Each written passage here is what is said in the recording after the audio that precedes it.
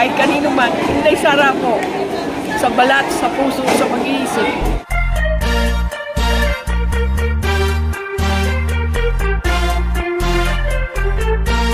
Ito na, Inday Sara, here she comes. Duterte! Ito na, Inday Sara, here she comes. Duterte! Di tayo pababayaan, bayan ay aalagaan. Ito na, Inday Sara, here she comes. Duterte! Kahit marami pong bumabatikos, lalo po akong tumatanda kasi nakikita ko po kayo. Itong araw na po na ito yung pinakamasaya ko home birthday kasi napakarami po na nagmamahal sa akin. At kahit po, ibuwis niyo po yung buhay ninyo para lang makapunta ngayong araw, ginawa po ninyo. Kaya nagpapasalamat po ako. Nasana po kahit walang mangyari, wala pong bibitaw. Nasana po kahit ano po mangyari, sama-sama pa rin tayo. Dahil nga sabi namin ni Pangulong BBM, sama-sama tayo mabangan ulit. Kaya Inday Sara, sama-sama tayo. Sama-sama tayo sa supportan siya hanggang dulo. Dahil tayo ay sundalo ni Inday Sara Duterte. Kung nasaan si Sara, naroon dapat tayo mga Inday Sara ng volunteer. Sama ba ako doon? Huwag mo siyang iniwanan. Walang bibitiw. Kapag pisa na natin ang ulan, araw, bagyo, lindol.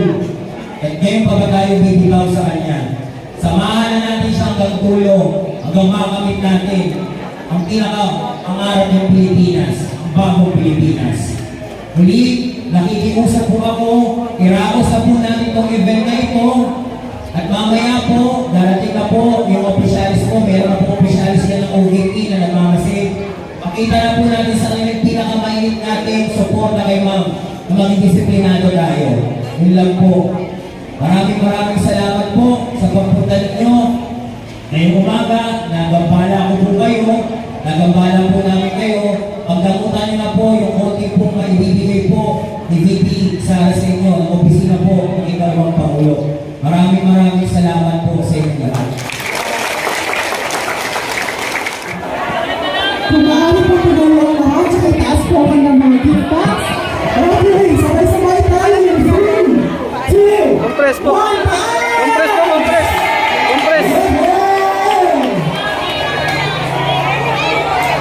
Maraming salamat po ulit at Merry Christmas po. Salamat po, Ma'am Sara. Good health po. Merry Christmas po. Happy New Year. Good health po para sa inyo ang wish namin. Nakita niyo po kung gano'ng yung pagbabago ng Davao City, Ma'am Inda. Yes. Yes po. Kaya dapat tularan natin ang pagbabago ng Davao City at pagbabago ng Manila. Bakit po kayo naiiyak? Dahil ano? Natutuwa po ako. Nag-iisa ako. Remember, Inday Sara mo. Thank you, Mahal naman ni si BP, no? Sige, Ma'am. Meron po ba kayong mensahe po sa ating mga kababayan? Dapat magkaisa tayo sa nababalitang impeachment. Dapat manaig ang pagkakaisa ng Inday Sara. Kasi si Sara Duterte, nasa bigo niya ang pagtulong sa kapwa. Maging ano ka man, maging Muslim ka man o Pilipino, naka-Inday Sara ang pagtulong sa kapwa. Marami siyang programa para sa mahihirap. Sa isang katulad ko, Nanay Loro Pérez. Ma'am, bakit po kayo naiyak? Kasi po, sa puso ko na si Inday Sara. Hindi kailanman pinagkakailang ko, kahit kanino man, Inday Sara po. Sa balat, sa puso, sa pag-iisip. Kaya, nung nabalitaan ko, impis nila si Inday Sara. Sabi ko, bakit ganun? Kung sino pa yung nakakatulong sa mahirap, siya pang i-impeach. Hindi yung mga kurap na opisyal dapat i-impeach, hindi kami. Hindi si Inday. Bisaya si Inday, Bisaya din ako. Kaya, makakatugon lang sa paghihirap ng mga Pilipino ay si Inday Sara. Tulad na sinabi ko kanina, ang puno hitik sa bunga pinupukol. Ang asong hindi ka kilala, kahol ng kahol. Kaya ipanalangin natin na magkaisa kami lahat para hindi tayo matalo. Labanan natin kahit kailan magmula pa naging presidente si Duterte. hindi natin nakitaan ng katiwalaan. Naging corrupt ang opisyal, naging corrupt na opisyal ang mga pamilyang Duterte. Kaya dapat maniwala tayo sa adikain, sa buhay ng isang Vice Presidente, sa katauhan ni Vice Presidente. Meron daw nananawagan kasi na Inday Sara daw resign sa pagkasekretary ng Department of Education. Ano kung masabi niyo po din? Hindi dapat mag-resign si Inday. Si Inday lang ang nakakatulong sa mahihirap na estudyante. Kaya wag ninyong paniniwalaan na ma-impeach si Inday. Sa botante na nagaganap, 32 million ang bumoto kay Inday Sara. Kaya hindi po ako maniniwala ma-impeach si Inday. Lalo na ang Mindanao, saan nanggaling si Inday. Si Inday lang po ay maraming programa para sa mga estudyanteng mahihirap. Para sa amin mahihirap, para sa aming mga solo parents, para sa aming mga duka. Isa lang ang aming hinihiling. Dapat magsama-sama para hindi ma-impeach si Inday. Ma'am, sa nakikita ko po ngayon na medyo emotional po kayo. So, bakit po tayo naging emotional, ma'am? Kasi sa Cotabato City ako. Magmula nung maliit pa, naging pananaw ko na sa buhay na kahit ang maghirap, hindi hadlang sa ating pagtatagumpay. Kaya nung nakilala ko ang mga project ni Sara Duterte, isa lang ang gustong mangyari ni Sara, ang tulungan ng mahihirap. Pamamagitan ni Sara Duterte, tulungan niya tayo. Kaya kalokohan na i-impeach si Sara Duterte. Ipaglaban natin mga Pilipino. 32 million votes. Dapat ipaglaban natin, huwag siyang impeach. Ma'am, di ba, bali-balita kasi ngayon na papasukin daw yung ICC. So, parang gusto dyan ng dating Presidente Duterte sa war on drugs. So, para sa inyo, ma'am, bilang Pilipino, papayag po ba kayo na pagsukin nito ang mga dayuhan para mag-imbestiga? Hindi po. Hindi po. Kahit kailan, hindi po magandang tanawin na magkaroon tayo ng mga ibang foreigner or estrangero sa anumang kaganapan dito sa Pilipinas. Hindi maganda tanawin yun. Ma'am, bilang isang Duterte supporters, gaano nyo po kakilala ang mga Duterte? Para sa inyong pong pananaw, gaano po, anong klaseng tao ang mga Duterte? Matulungin ba o masama o gano'n? Kasi isa akong Bisaya. Opo. Lumaki ako sa Cotabato City. Magmula nung naupo si Duterte, naupo si Sara, wala akong nakitang katiwalian. Wala akong nakitang corruption sa kanila. Nakalatay sa dugo nila ang pagtulong sa mahirap. Para sa akin, kaya siya nanalo dahil napakabait ni Sara. Wala siyang iniisip kundi ang pagtulong. Sa puso niya ang pagtulong sa mga mahirap. Ma'am, sa di ba, nung panahon pa President Duterte nagkaroon ng war on drugs. So sa tingin niyo po, ma'am, maganda po ba yung nangyari na yun? Opo. Dahil marami po akong kapitbahay sa Tondo na nagbago. Nagbago buhay, nagbago ang takbo ng pananaw nila.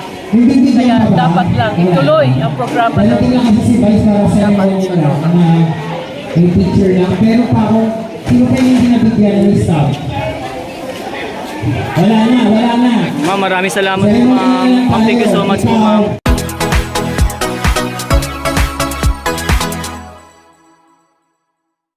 Kahit kanino man, Inday Sara po. Sa balat, sa puso, sa pag-iisip.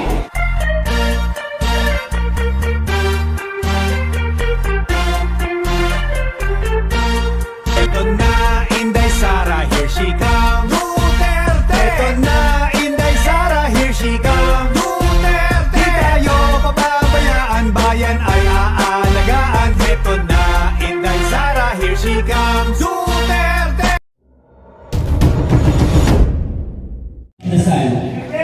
Kahit marami pong bumabatikos, lalo po akong tumatanda kasi nakikita ko po kayo.